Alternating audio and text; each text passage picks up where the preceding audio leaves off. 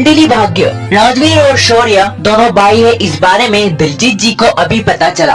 दरअसल प्रीता इस घर में आने के बाद जख्म हो जाती है और उसे एक कमरे में लिया जाता है।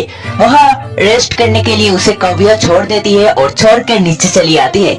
नीचे काफी मारदार होती है। राजवीर और शौर्य मिलकर गुंडों की बैंड बजाते हैं और इसी के साथ काव्या यहाँ से ऊपर चली जाती है अपने माँ के कमरे में। माँ के कमरे में अपनी माँ की देखभाल करने के लिए जाने के बाद काव्या देखती है दिलजीत जी को यहाँ पर।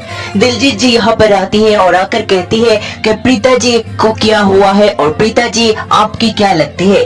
और इसके ऊपर काव्या कहती है वो मेरी और शौर्य हम दोनों की माँ है और बचपन में ही वो हमें छोड़कर चली गई थी। उनके जाने के बाद निधि इस घर में आई, उसने हमें पालन पोषण किया और हम सभी को ये पता चला कि प्रीता नहीं रही उस एक्सीडेंट में, लेकिन मेरी माँ जिंदा थी और इस बारे में हम किसी को नहीं पता। हाल ही में हमने हमारी माँ को जिंदा देखा और पापा ने कहा वो उसे घर जरूर लेकर आएंगे और उन्होंने अपना वादा पूरा किया। आप दिलजीत जी सच जानना चाहती हैं राजवीर के बारे में, इसीलिए काव्या से कहती है कि राजवीर और तुम्हारा क्या रिश्ता है और प्रीता के साथ इतने दिनों से राजवीर हमारे घर पे क्यों रह रहा था।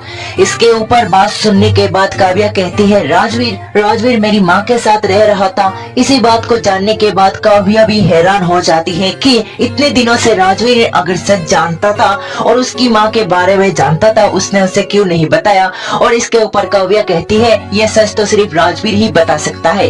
अब शौर्य भी उन बातों को सुनने के बाद कहता हुआ नजर आता है कि इसीलिए शायद वो मुझसे मेरी माँ को दूर करना चाहता था। जब भी मैं उनके घर जाता था वो मुझे दूर धकेल देता था और उनसे मिलने तक नहीं देता था। अब राजवीर हमारे सच के बारे में क्या जानता है और उसके और लुथरा परिवार के बीच क्या राज है, यह तो वो खुद ही बताएगा। इसीलिए काव्या, दिलजीत और शौर्य एक होते हैं और कहते हैं कि राजवीर से अब सच वो उगलेंगे और राजवीर का रिश्ता क्या है इसके बारे में जानते हैं। वही दिलजीत जी मन ही मन में ये सोचती है अगर राजवीर लुथरा परिवार का ही खून निकला और प्रीता का बेटा निकला तो वो पलकी की शादी उससे करवा देंगे, क्योंकि राजवीर भी पैसे वाला निकला है। और तो और वो ये कहते हैं कि पलकी भी अच्छी जगह पहुंच जाएगी शनाया की तरह। अब सच जानने के लिए सभी राजवीर को ढूंढते नजर आते हैं, राजवीर से सच जानने के लिए, लेकिन राजवीर नहीं है कहीं पर भी। राजवीर कहाँ पर है? क्या गुंडों के साथ हाथापाई पर जख्म हुआ है या फिर गुंडों के साथ कहीं चला गया? इसके बारे में ये तीनों नहीं जानते। बाहर आकर सभी से पूछते हैं।